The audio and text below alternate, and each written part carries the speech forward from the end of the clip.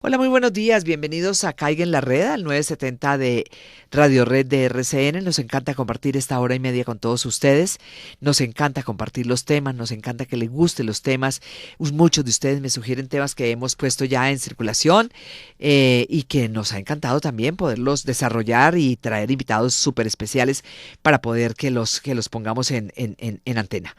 Bueno, aparecemos también, aparte del 970, aparecemos en la internet en el mundo entero y muchas personas de diferentes países que son y no son colombianos nos escriben, nos mandan correos, nos mandan a las redes sociales mensajes diciéndoles que les gusta este programa, cómo nos agrada que así sea.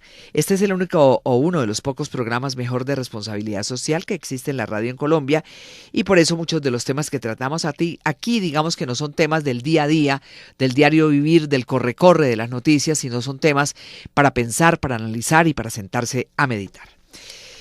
Bienvenidos. Bueno, pues a esta hora tengo al doctor Giovanni Ríos. El doctor Giovanni Ríos es cirujano cardiovascular de la Fundación Universitaria de las Ciencias de la Salud. Él es el jefe del servicio cardiovascular en el Hospital San José.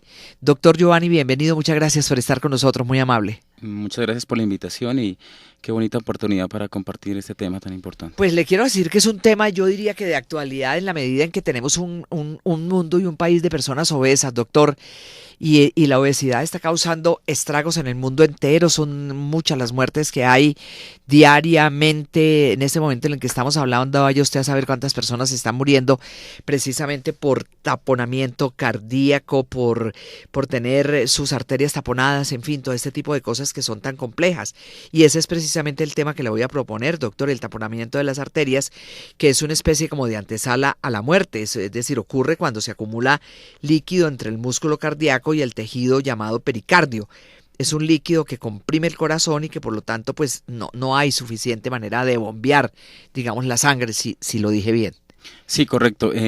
Ahí habría que diferenciar dos temas. El taponamiento cardíaco es una condición aguda donde podemos encontrar pacientes que sufren un trauma o que tienen alguna condición inflamatoria donde aumentan la cantidad de líquido que hay entre el corazón y el espacio pericárdico, que es el espacio que está entre el corazón y el pericardio. Ese es un tema. Y el otro es el de las arterias. Y el otro es el taponamiento de las arterias. Pero son dos clases de taponamiento y una persona puede resultar con ambas, ¿o no? Una persona puede tener ambas al tiempo o lo más frecuente, que es la oclusión de las arterias y que es pues, la principal causa de muerte en Colombia. Exacto. Eso le iba a preguntar, doctor. ¿Cuál de los dos es más peligroso, más grave, más complejo?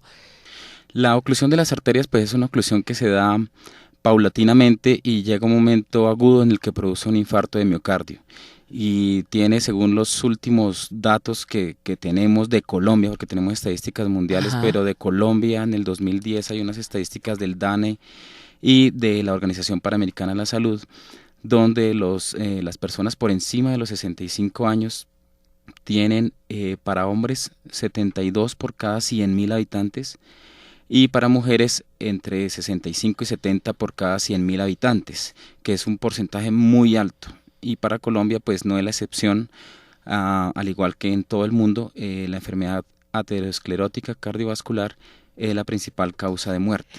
Ordinariamente este tipo de enfermedades, a mí siempre me molesta mucho que casi siempre la padezcamos las mujeres y algunos hombres, pero se da más, bueno, estamos hablando aquí que según las cifras del DANE, a partir de los 65 años se puede convertir, digamos, en población vulnerable en la medida en que el 72% de cada 100.000 hombres la padece, y en el caso de las mujeres me dijo 65. Entre 65 y 70. Y 70 años. Sí.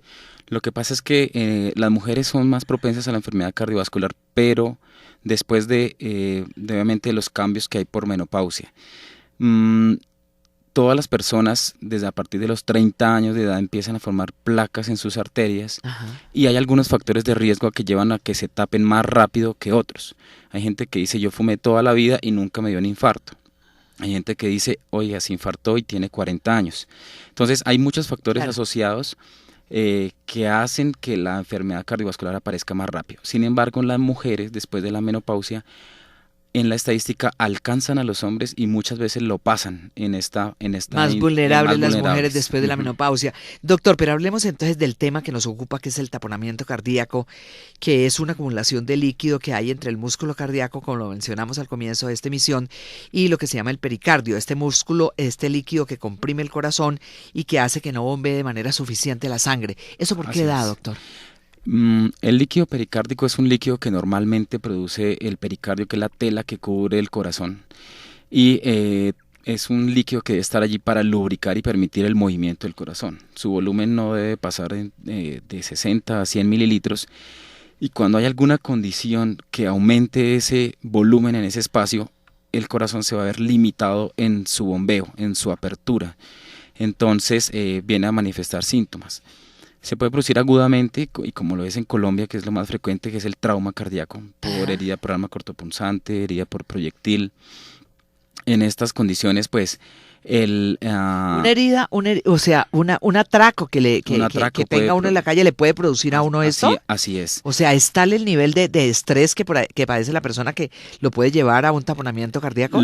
Claro, y como la herida penetra ese pericardio, muchas veces toca el músculo pericárdico y se Wow. produce sangre hacia ese espacio que limita el movimiento. Nosotros en el Hospital San José y a partir de la Fundación Universitaria de Ciencias de la Salud hemos tratado en muchas ocasiones de prevenir eso, pero la violencia en Colombia y en Bogotá pues lleva a que estos pacientes aparezcan todos los días y tengamos que Ya, atenderlos en cada muchos rato, hospitales de claro. Bogotá. No, y sobre todo esta ciudad que se volvió la ciudad de nadie, que es una ciudad caótica, donde la violencia está aquí en la esquina donde estamos nosotros. Así Así de es, fácil. así es. Bueno, doctor, Y señor. perdóname, y hay otras condiciones en las cuales ese líquido aumenta, por ejemplo, cuando hay una infección o cuando el paciente tiene alguna enfermedad reumática o cuando hay, por ejemplo, un tumor, también se puede acumular líquido en ese espacio que ya no tan agudamente va a producir síntomas, sino se van a producir más larvados, más lentos, Ajá. hasta que finalmente fatigan la función del corazón. Sí, yo estaba mirando aquí en las notas lo que usted estaba mencionando, doctor, pero también, por ejemplo, me habla las notas de cáncer dentro o cerca del corazón, que Así podría es. producir esta misma condición de salud, ¿no? Sí, el corazón pues afortunadamente es el órgano, digamos, más benigno del cuerpo, el que produce menos tumores. Es muy raro escuchar cáncer de corazón, pero Pero que lo hay, lo hay. sí existe. Sin embargo, cánceres de otras localizaciones producen líquidos o producen metástasis que van a este sitio y aumentan la cantidad de ese volumen de líquido pericárdico. Doctor, Entonces van limitando el movimiento. las personas, yo soy hipertensa, las personas que somos hipertensas, ¿estamos en la antesala de padecer un problema de estos en un momento determinado? ¿Más que los demás? Generalmente la hipertensión lo que produce es un aumento de la cantidad de músculo, no tanto del líquido que está lubricando el corazón. Pero la hipertensión sí es un factor de riesgo para llevar a taponar las arterias o producir enfermedad aterosclerótica que lleva Ajá. finalmente a un infarto de miocardio. Ay, Dios mío, calle, no me haga asustar, doctor. Doctor, una persona que ha padecido, digamos, esta enfermedad, este problema de taponamiento cardíaco, ¿es una persona que puede volver otra vez a caer en el mismo problema aún después del tratamiento? Sí, si tiene una condición inflamatoria que no está controlada, puede volver a aparecer ese líquido. Si el cáncer no está controlado, si es un lupus o una enfermedad reumática que no está controlada, si es una infección como una pericarditis que no está controlada, puede volver a aparecer este líquido y limitar el movimiento del corazón. Yo tengo en mis notas una información que me tiene así como pensando muy seriamente en el tema, porque es que, a ver, hablemos de los factores de riesgo, digamos, para poder tener esta enfermedad. Cáncer pulmonar en etapa terminal. ¿Por qué? El cáncer produce factores inflamatorios o como decía antes, produce metástasis que pueden llegar a este sitio que es el pericardio y aumentar en la cantidad de este volumen, la cantidad de líquido y pasar de más de 100 mililitros, por Ajá. encima de ahí el corazón ya se empieza a ver limitado.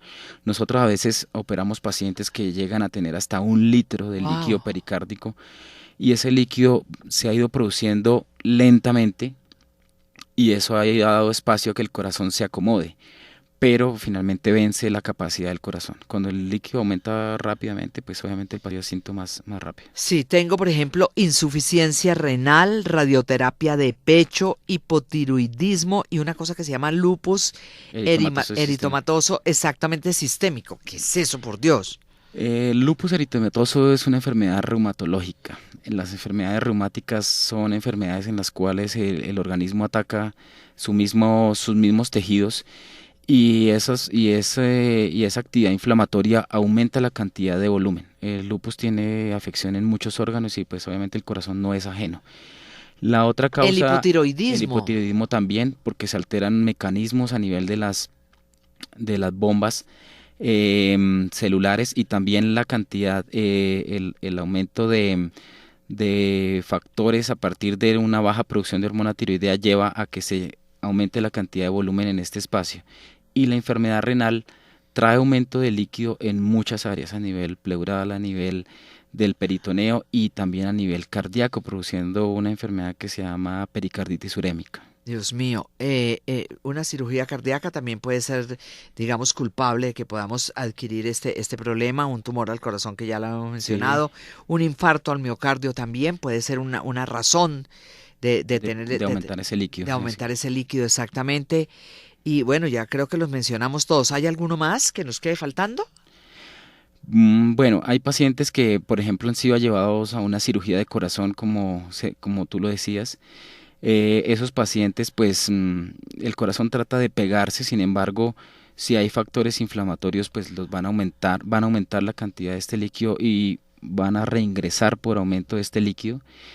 Eh, y los pacientes que tienen tumores, por ejemplo, cáncer de seno, otros factores donde hay que hacer radioterapia, como se decía, radioterapia en el tórax, en el pecho, Sí. ellos también van a tender a inflamar el pericardio y a pegarlo. Entonces, el mecanismo puede ser de dos formas, puede aumentar el volumen o puede la membrana que cubre el corazón restringirlo y limitar la capacidad de bombeo del corazón. Podríamos decir que esta puede ser, digamos, una condición de salud silenciosa.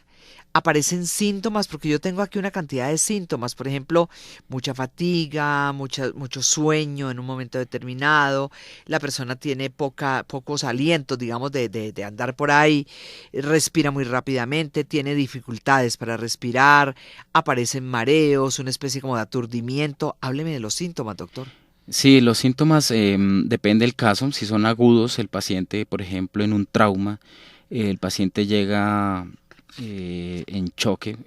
Esto le limita pues la capacidad de bombeo del corazón y obviamente baja la presión arterial, produce dilatación de las venas del cuello, produce una coloración violácea en la cara y en los brazos, altera el estado de conciencia y trastorna la respiración. Eso es un estado premortem. Si el paciente no es atendido antes de 5 o 10 minutos para tratar de evacuar ese líquido y controlar el punto de ruptura, sea a nivel del ventrículo, aurícula o alguna arteria, el paciente fallece. Si es en otra condición donde el aumento de líquido es más lento, por ejemplo en un tumor, en un hipotiroidismo, en un lupus, eh, en un, en un estado inflamatorio, por ejemplo, a partir de un hipotiroidismo, ese líquido aumenta gradualmente. Eso da tiempo a que el paciente desarrolle los síntomas que tú acabas de decir. Entonces el paciente empieza a desarrollar fatiga, se empieza a cansar al caminar rápido, ya disminuye su capacidad, cada vez disminuye, no camina 3 cuadras, sino a 1 cuadra se fatiga, va a subir escaleras y a un piso ya llega fatigado, se acuestan en lo plano y no puede soportar esa postura, sino tiene que usar muchas almohadas, eh, y produce debilidad, produce mareos, produce en ocasiones síncopes cuando los pacientes se levantan rápidamente de una silla. Y pues eso todo ha sido en un tiempo un poco más prolongado, entonces este paciente alcanza a llegar a urgencias, alcanza a ser evaluado, pero también su atención debe ser pronta porque si no se drena ese líquido, pues muchas veces produce choque. Doctor, pero me está pintando un panorama negro, es decir, una cosa tremenda. Esta enfermedad, mire, yo no sé si es que yo no le estoy entendiendo, pero digamos el taponamiento cardíaco puede llevar a una persona a tener un paro cardíaco o no necesariamente. Así es, si es una condición aguda por un trauma, puede hacer un paro por la restricción del movimiento del corazón. ¿Y qué resultaría ahí más peligroso, el taponamiento o el paro? Una persona se puede morir de taponamiento porque lleva a la muerte en un momento determinado, Sí, ¿cierto? así es, Si así la es. cosa es crítica, pero también puede salir adelante. Pero el paro lo puede matar o no. Claro, pero si está cerca de un hospital donde se puede abrir rápidamente el tórax y sacar ese líquido, el corazón nuevamente recupera su contracción. Digamos que es un órgano agradecido el corazón en un Es momento muy determinado, ¿o agradecido, es no? muy agradecido y tolera muchísimas condiciones, dificultades, restricciones de movimientos, pero todo tiene un límite. Claro, por supuesto. Tengo también en mis notas, por ejemplo, que hay profundos dolores en el pecho, dolores que se pueden extender al cuello, a los hombros, al abdomen, que son dolores muy agudos, muy punzantes en momentos determinados. ¿Por qué duele, doctor?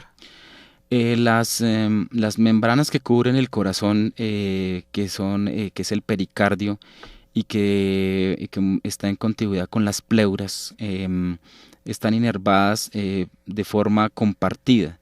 Esa inervación hace que cuando se extiende o cuando hay algo que está aumentando el volumen a nivel interno de ese espacio, se transmita ese dolor a otros sitios, por ejemplo al abdomen, a la espalda, a la parte anterior del tórax, por irradiación y por contigüidad con otras membranas.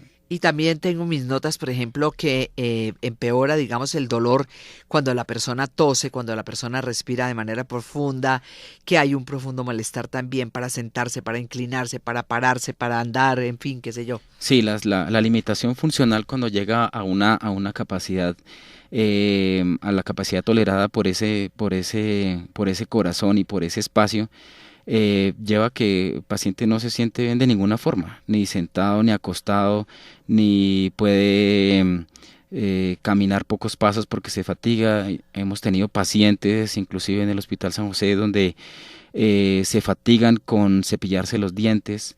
Y muchas veces estando sentados están fatigados con sus venas yugulares dilatadas, em, y pues esperando una solución que es drenar este líquido. Sin embargo, no es solamente drenar el líquido, sino controlar la causa de base. Si no se controla la causa, vuelve a acumular. Vuelve a acumularse. Doctor, usted me habló hace unos segundos de la pleura. La pleura es la membrana que recubre, digamos, el corazón, ¿verdad? El pulmón. El pulmón, perdóneme, el pulmón. Yo tengo un amigo que está en ese momento con un cáncer de pleura. ¿Eso cómo es? Es decir, ¿hasta qué punto eso puede llegar de alguna manera a afectar pues todo lo que estamos hablando? El cáncer de pleura, puede ser primario, como puede ser una metástasis de un foco de otro órgano, pero digamos en este caso que hablas, que es primario, se comporta como una masa que empieza a aumentar en volumen y empieza a aumentar la cantidad de líquido también pleural, que es otro espacio, aparte del corazón, ese es otro espacio que es el pleural, y estos pacientes hacen derrames pleurales que producen fatiga y poco a poco pérdida de proteínas. Los pacientes pierden peso, Pero se ven mucho. fatigados a toda hora, requieren oxígeno. De la patología o del estudio, cuando se les obtiene alguna muestra para decidir si es cirugía más otra cosa o si requieren primero una radioterapia y una quimioterapia antes de eso. Bueno, para retomar el tema, dentro de los síntomas, por ejemplo, que tengo yo aquí en mis notas, aparece también, por ejemplo, que la persona sufre inflamación del abdomen. ¿Por qué? Cuando se restringe la capacidad de bombeo del corazón, se empieza a acumular líquido en otros órganos porque el corazón no está, como digamos, evacuando ese líquido, esa sangre venosa que le está llegando al lado derecho. Entonces empieza a aumentar líquido en las pleuras, empieza a inflamarse la cara, a dilatarse las venas del cuello y también se extravasa líquido en el abdomen. Eso se llama ascitis.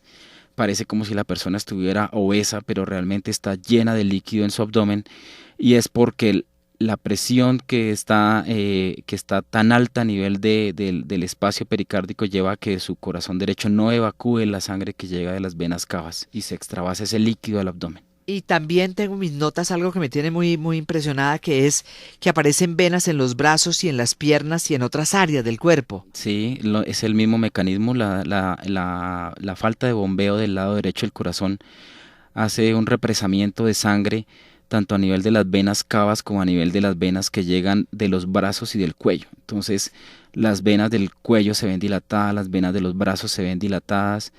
Inclusive el paciente puede sufrir dolor de cabeza porque el flujo de sangre de su cerebro hacia el corazón no está evacuándose de la forma como normalmente se hace, claro, y se acumula líquido, entonces puede tener cefalea o dolor de cabeza. Y pues esas son una condición pues que necesita un pues drenaje. Tremenda, no, tremenda. Óigame, doctor, usted me mencionó ahora, por ejemplo, que la piel de los brazos y parte de la cara, si no me falla la memoria, sí, se puede tornar, digamos, como azulosa, azulosa, sí. Pero la piel de la cara también se puede poner muy pálida. Es una persona que se puede poner tremendamente pálida, ¿no? Si está en choque, sí, le produce palidez, como producto de la falta de bombeo cardíaco. Si la acumulación ha estado pues en ese momento aguda, también se puede ver una coloración azul, que es una coloración de acumulación venosa y de falta de oxigenación. Entonces, esos son signos que hay una compresión cardíaca. Hay programas, por ejemplo, en la Fundación Universitaria del Hospital San José, hay programas donde se está pues no solamente haciendo prevención para este tipo de entidades crónicas, sino también entidades agudas como el trauma, y a través de la oficina de medicina familiar con el programa de estilos saludables se está trabajando con sectores bastante vulnerables, con el sector de los Mártires, Santa Fe y las Cruces, a través de programas de prevención y promoción para enfermedad aterosclerótica y para trauma cardíaco. Eso me lleva a preguntarle, doctor Giovanni, si hay alguna zona de la capital de la República donde sea más sensible, digamos, a este tema, o no necesariamente. Hay zonas ya determinadas de Bogotá donde el trauma es más frecuente. Por ejemplo, la zona de Kennedy, la zona de Corabastos, Patio Bonito. ¿Y por qué razón? Obviamente hay condiciones sociales muy complejas, pero pues también obviamente son zonas violentas. Son condiciones donde la gente tiene mucho comercio y tiene mucho movimiento de dinero, por ejemplo en Corabastos, o zonas de rumba, pero que no tienen un control digamos tan alto como lo pueden tener otras zonas del norte. Sí. Entonces la idiosincrasia obviamente lleva a que el trauma de corazón sea más alto en estas zonas y obviamente también en zonas del sur. Y me imagino que más en hombres que en mujeres en esa zona, ¿verdad? Porque digamos que los negocios los manejan más los hombres que las mujeres en este caso, ¿no? El trauma cardíaco es más frecuente en hombres, de acuerdo. Bueno, doctor, yo vuelvo al tema de los síntomas porque me parece impresionante lo que estoy leyendo, pero además interesante para que los oyentes escuchen, porque uno de pronto tiene algunos síntomas y como que no tiene claro qué es lo que tiene. Ansiedad, inquietud, baja presión arterial, la gente a veces se desmaya, sensación de debilidad, malestar en general, estoy maluca, no sé qué es lo que me pasa, qué es lo que tengo, y entonces va uno a la farmacia y le dan una pastillita y como que se mejora y ahí sigue la pendejada, ¿o no? Claro, obviamente todos esos son síntomas que son generales y que pueden estar relacionados con otras enfermedades. Lo que se necesita es primero no automedicarse si el dolor persiste sí o si los síntomas van aumentando, porque se está alarmando una condición que puede ser potencialmente mortal. Si el dolor de cabeza no pasa con una simple pastilla, es mejor consultar. En un examen físico se puede detectar este aumento del líquido pericárdico, ya sea por una presión que se llama pulso paradójico, o por dilatación de las venas, o por aumento de los volúmenes a nivel del abdomen, o a la auscultación el médico puede capturar que ha aumentado la cantidad de líquido en las pleuras.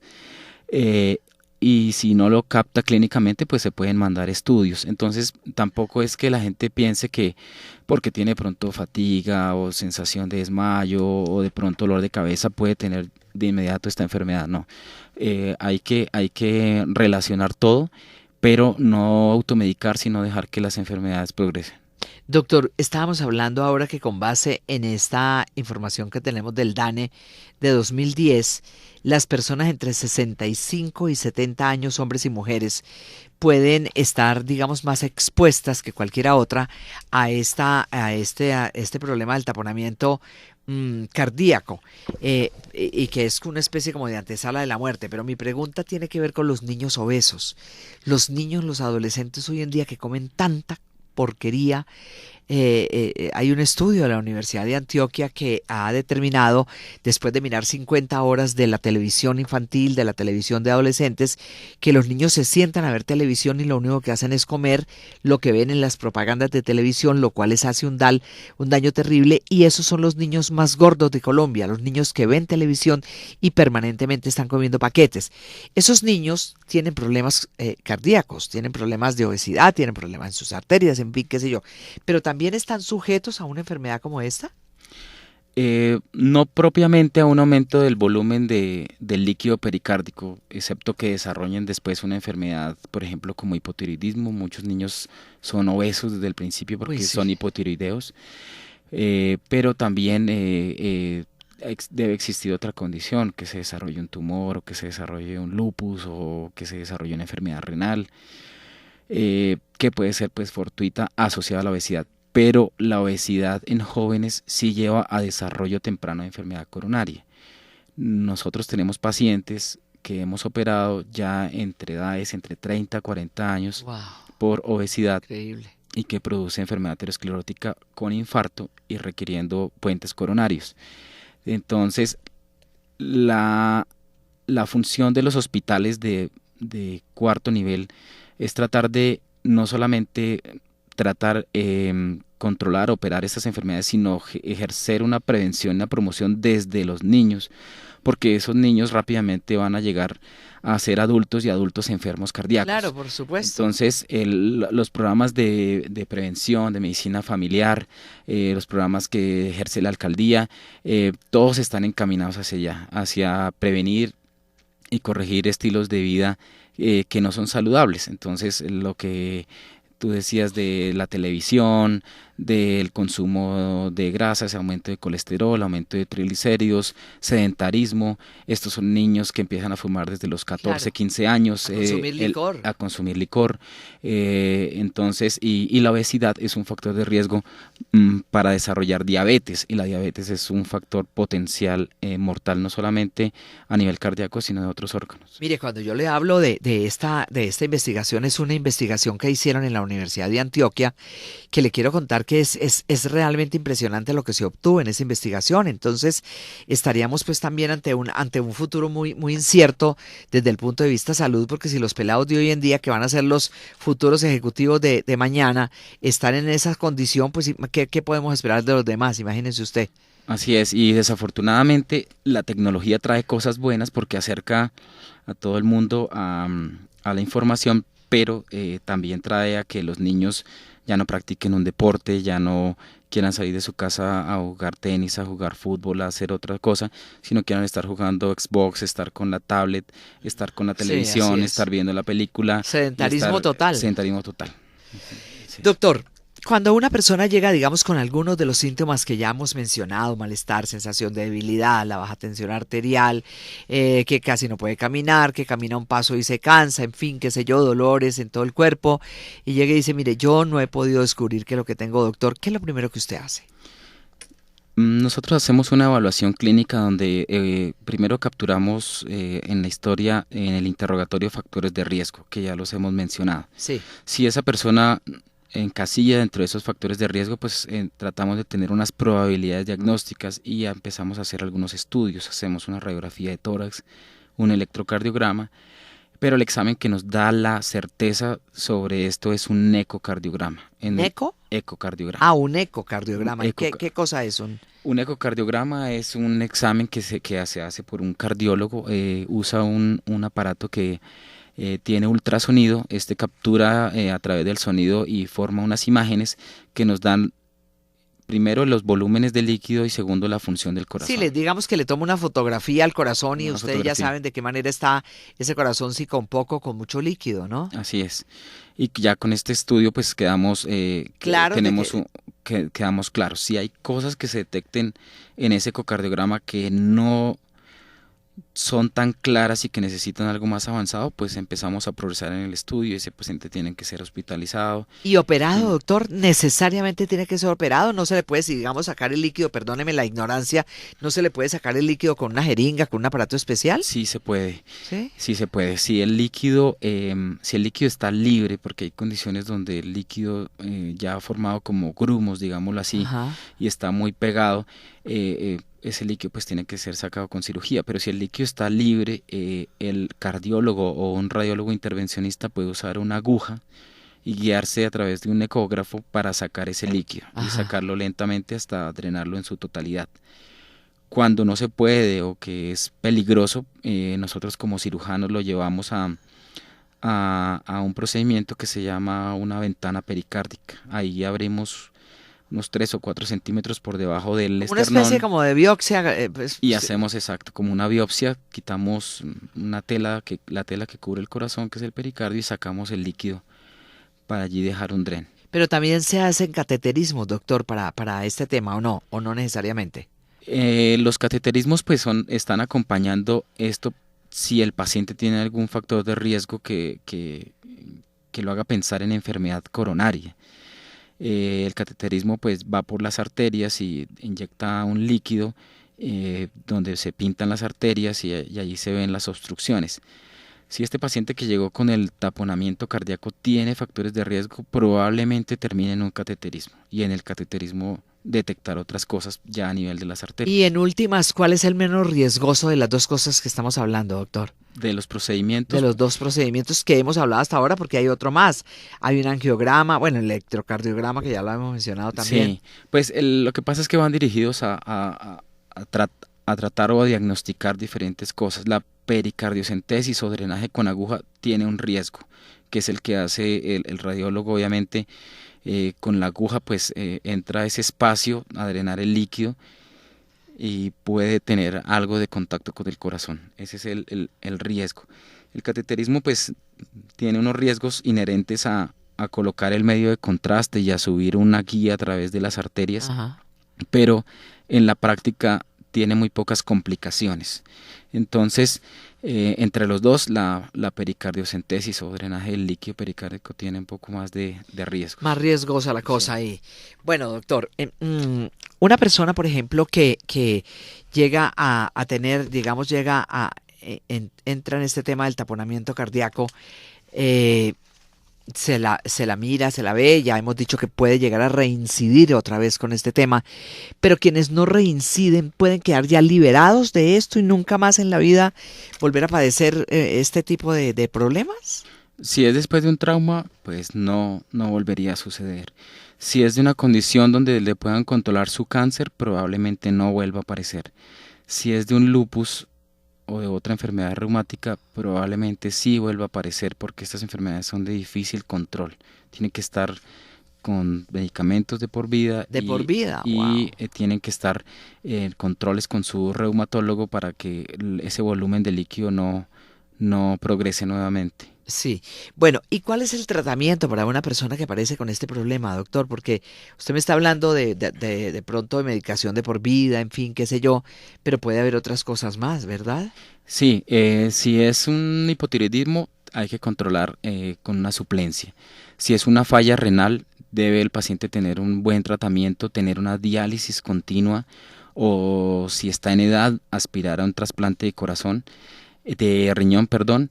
Y si es una enfermedad reumatológica como el lupus, por ejemplo, debe tener un control con su reumatólogo y él le determinará qué tipo de medicamento requiere, si requiere corticoides, si requiere otros medicamentos para controlar la enfermedad. Si es una enfermedad tumoral que ha producido, que ha aumentado la cantidad de líquido allí, ya con el oncólogo deben determinar un manejo para su tumor, hacer un plan de radioterapia, de quimioterapia, pero probablemente este líquido vuelva a reincidir. Uy, eso me parece impresionante. Una persona que pasa por esta experiencia, doctor, es una persona que puede llevar a partir de ese momento una vida normal, común y corriente.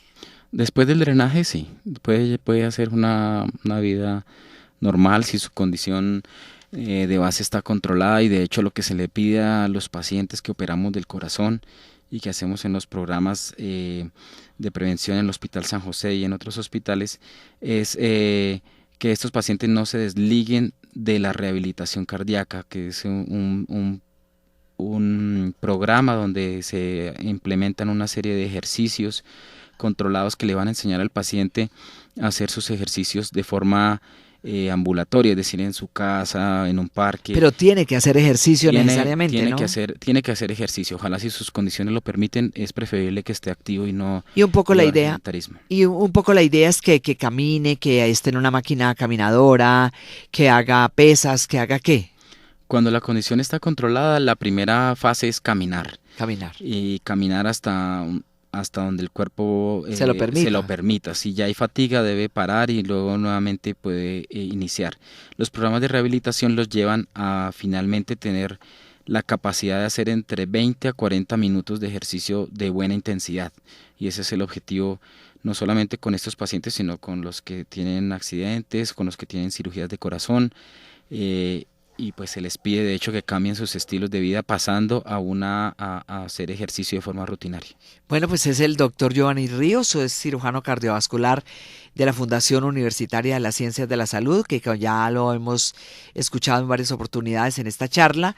Él es el jefe del servicio cardiovascular del Hospital San José, donde me imagino que tienen una maravillosa unidad para atender a estos pacientes, ¿o no? Nosotros tenemos un servicio de cirugía cardiovascular que funciona integrado con cardiología, hemodinamia y cuidado intensivo de una forma armónica. Tratamos que los pacientes no se desliguen del hospital, tratamos que se les haga un seguimiento, ojalá hasta 5 años, pero tratamos de acuerdo a las autorizaciones de la CPS hasta 1 año, y pues hacemos procedimientos de alta complejidad en cirugía cardíaca, desde bypass coronarios hasta procedimientos de aorta complejos. Tenemos que sentirnos los colombianos orgullosos de nuestros médicos y de algunos centros asistenciales, de algunos hospitales donde tienen toda la tecnología que no le tendremos que envidiar absolutamente a nadie en ningún país. Doctor Giovanni Ríos, muchas gracias por acompañarnos. A ti, muy amable, y esperamos que la gente